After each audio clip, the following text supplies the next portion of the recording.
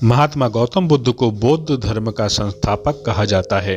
उन्होंने वर्षों बोध गया के बोधि वृक्ष के नीचे बैठकर तपस्या की और इसके बाद उन्हें दिव्य ज्ञान की प्राप्ति हुई। बुद्ध ने अपने विचारों और उपदेशों से पूरे संसार को शांति और अहिंसा का मार्ग दिखाया। इसलिए कहा जाता है कि बुद्ध के विचार आपका जीवन बदल सकते हैं। बुद्ध की आज की अमृत वाणी में आपको बताएंगे गौतम बुद्ध से जुड़ी एक ऐसी कहानी के बारे में जिससे आपके जीवन में खुशियां ही खुशियां रहेंगी, क्योंकि बुद्ध का मानना है कि यह पूरी तरह से आप पर ही निर्भर करता है कि आप खुशी या गम क्या लेना पसंद करते हैं। एक बार बुद्ध एक गांव से गुजर रहे थे, लेकिन उस गांव में लोगों के बीच गौतम बुद्ध को लेकर गलत धारणा थी, जिस कारण वो बुद्ध को अपना दुश्मन मानते थे। जब उस गांव में बुद्ध आए तो गांव वाले उन्हें बहुत भला बुरा कहने लगे और बद्दुआएं देने लगे, लेकिन इसके बावजूद भी बुद्ध गांव वालों की बात शांति से और मुस्कुरा कर चुपचाप सुनते रहे।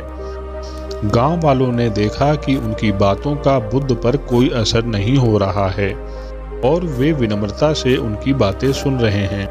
गांव वाले जब बोलते बोलते थक गए तो आखिर में बुद्ध ने कहा कि यदि आप सभी की बातें समाप्त हो गई हों तो मैं अब प्रस्थान करूं।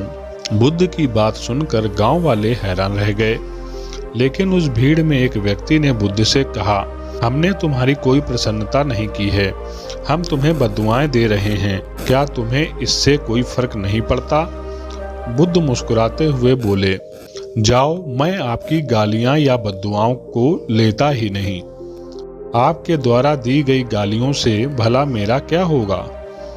जब तक कि मैं आपकी गालियों को स्वीकार ही नहीं करता, इसका कोई परिणाम ही नहीं होगा। जानते हैं, कुछ दिन पहले एक व्यक्ति ने मुझे बहुत सारे उपहार दिए, लेकिन मैंने उसे लेने से मना कर दिया। जब मैं लूंगा ही नहीं तो कोई मुझे कैसे दे पाएगा? बुद्ध ने पूछा, बताइए, अगर मैंने उपहार नहीं लिया तो उपहार देने वाले व्यक्ति ने क्या किया होगा? भीड़ में से किसी ने कहा, व्यक्ति ने अपने उपहार को वापस रख लिया होगा। बुद्ध ने कहा, मुझे आप सब पर इसलिए दया आती है क्योंकि मैं आपकी इन गालियों को लेने में असमर्थ हूँ और आपकी ये गालियाँ आपके पास ही रह जाएंगी। दोस्तों, इस कहानी से सीख यह मिलती है कि भगवान गौतम बुद्ध के जीवन से जुड़ी इस कहानी में हमने ये सीखा कि हम अक्सर अपने दुखों का कारण दूसरों को समझते हैं, लेकिन असल में यह हम पर ही निर्भर करता है कि हम वास्तव में क्या लेना चाहते हैं, खुशी या गम, उदासी या मुस्कान। यकीन मानिए, ये छोटी सी कहानी आपके जीवन में बहुत बड़ा बदलाव ला सकती है।